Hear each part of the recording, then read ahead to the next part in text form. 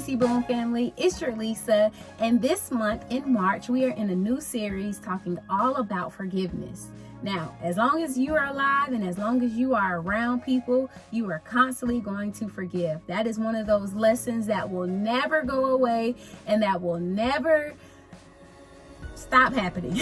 Sorry to tell you, sorry to bust your bubble. But the good thing is we have a great example of how God constantly forgives us. Every day, His mercies are renewed. Every day we have a new chance to confess our sins, and He is ready to forgive us. So no matter what we do, no matter anytime we fall short, no matter how many times we fall short, God is always there to forgive us, and He wants us to be okay with coming to Him to confess our sins and knowing that because He loves us, He will forgive us. In 1 Corinthians 13, it says that love does not keep record of wrong. And if we serve a God of love, we know that He is not going to keep record of our wrongdoing. So we shouldn't keep record of wrongdoings towards others in our lives. And that's the beauty of being a follower of Christ. We are countercultural. We don't do things the way that the world does it, but we are always encouraged and always invited to love and to forgive. Stay tuned as our ministry partners dive deeper into this topic.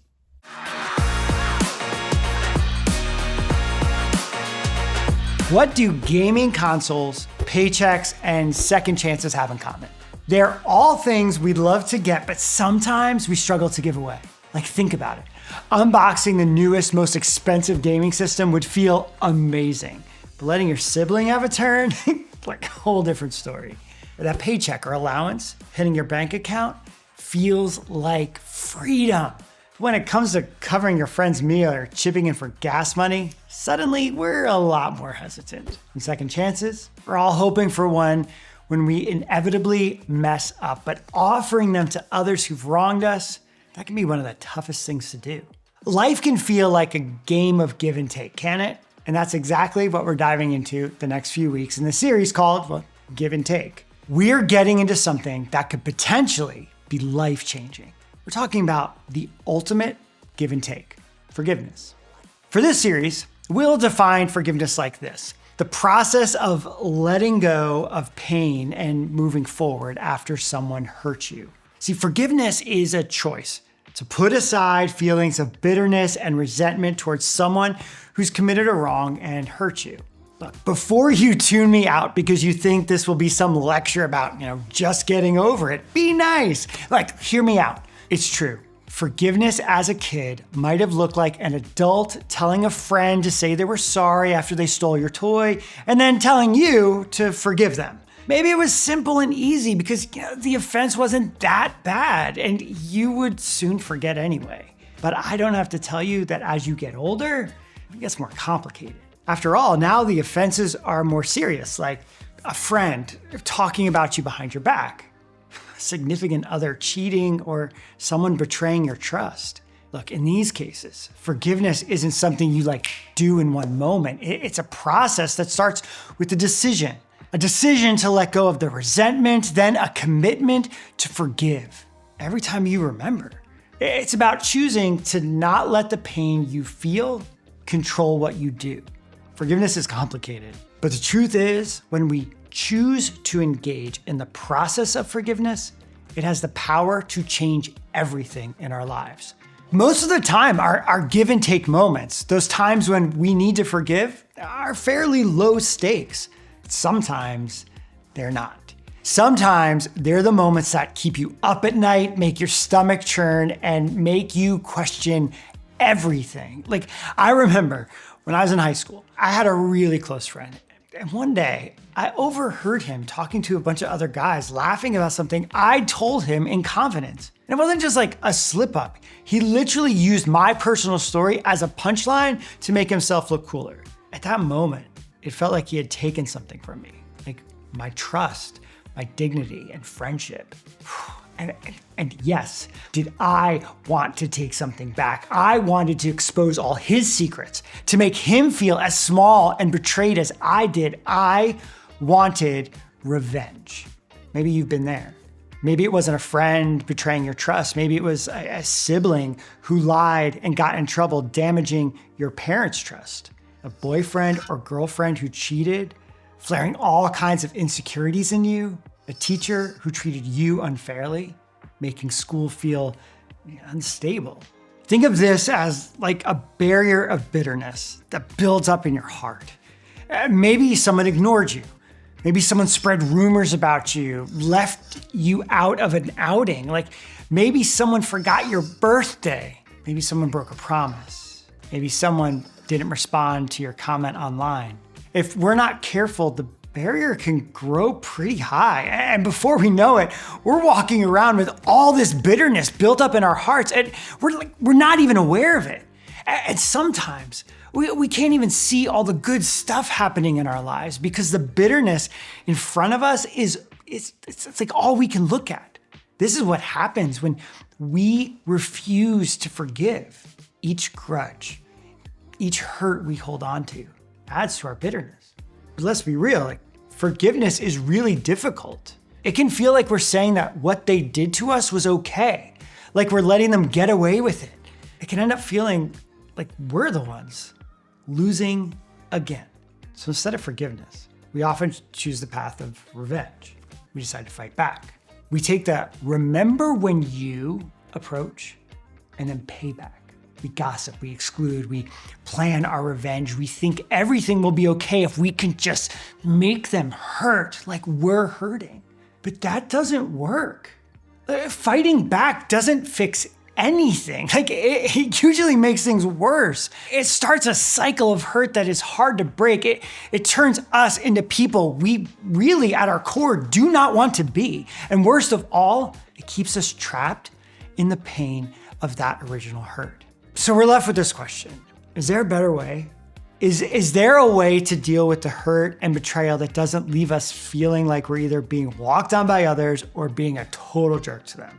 Is there a way to break the cycle of hurt? I think there is.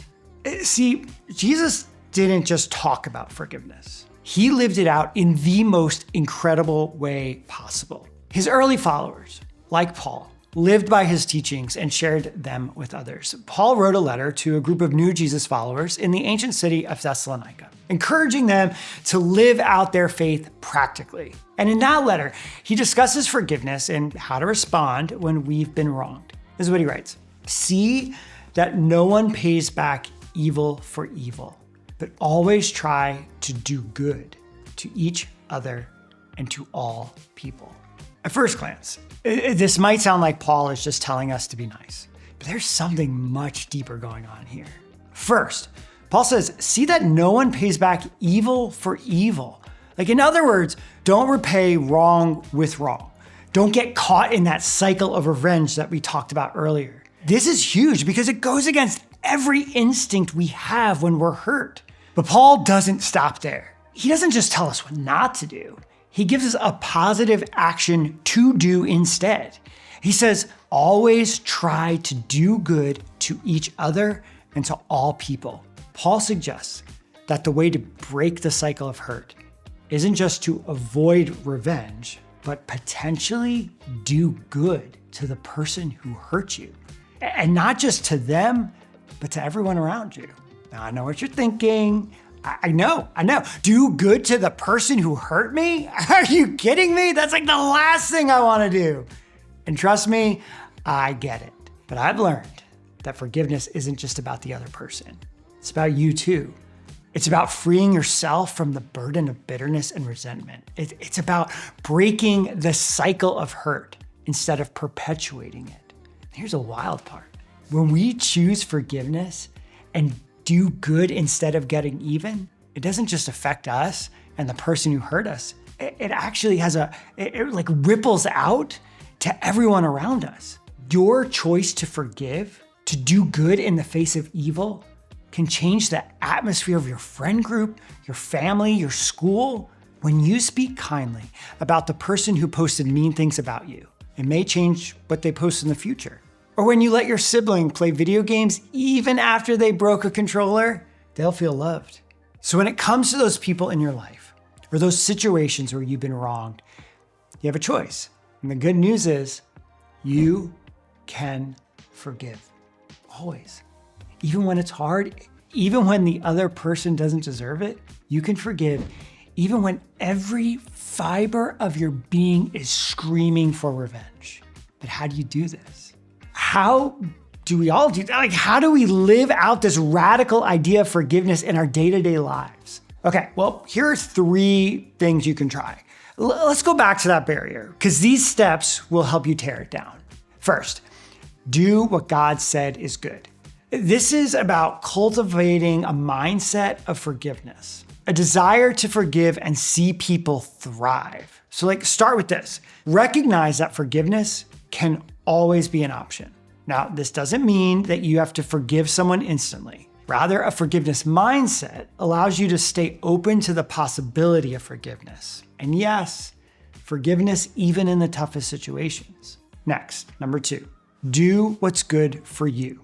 And I get it. That might sound like we're telling you to be selfish, but caring for yourself when you've just been hurt is crucial. Just because you're open to forgiveness, it doesn't mean you forget what happened or pretend like it didn't hurt. It also doesn't mean you have to go back to the way things were before. Sometimes doing what's good for you means telling someone you're hurting, setting boundaries, and taking care of your own emotional health. Remember, it is okay if you need help doing what is good for you. If you or someone you know is being hurt, it is important to talk to someone you trust, like a small group leader or other trusted adult. And 3, do what's good for others. This is where everything we're talking about starts to come together. It's about the specific actions you can take towards offering forgiveness. It's about choosing to break the cycle of hurt by doing good to the person who wronged you, even if it's just in really small ways. So again, this doesn't mean you put yourself in a situation where you could be hurt again. It also doesn't mean you need to return to the same relationship you had with them. It could just mean choosing to pray for them, not hoping for their downfall, or letting go of resentment you have towards them. But here's the amazing thing about forgiveness. When we choose to forgive, we start to let go of this weight that we're carrying. We're freeing ourselves from the burden of bitterness. Now we can see all the good in the world around us. We open ourselves up to healing and new possibilities.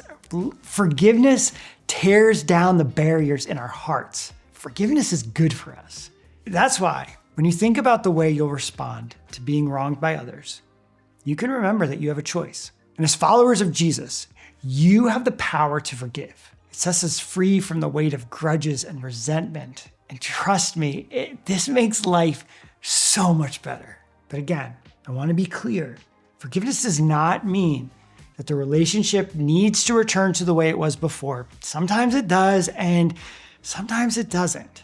But forgiveness always means freedom for you. Can you imagine something with me? I think at some point, we've all been hurt. But take a moment and imagine your life if you embraced the idea that you can forgive. What could it look like to trust God with your situation and choose forgiveness? Imagine how your friendships might change and how much less drama there would be if you chose to break the cycle of hurt instead of keeping it going. Imagine a school, a friend group, or family where people are quick to forgive instead of quick to retaliate. Conflicts are resolved with grace instead of gossip, and mistakes are met with second chances instead of side eyes. That's the power of forgiveness. That's the change you can create. So this week, look for opportunities to forgive. Maybe it's something big, but maybe it's something small. But whatever it is, remember, you can forgive. All right, when you head to groups, think about your response to this question. What's one situation in your life where you could choose forgiveness instead of retaliation?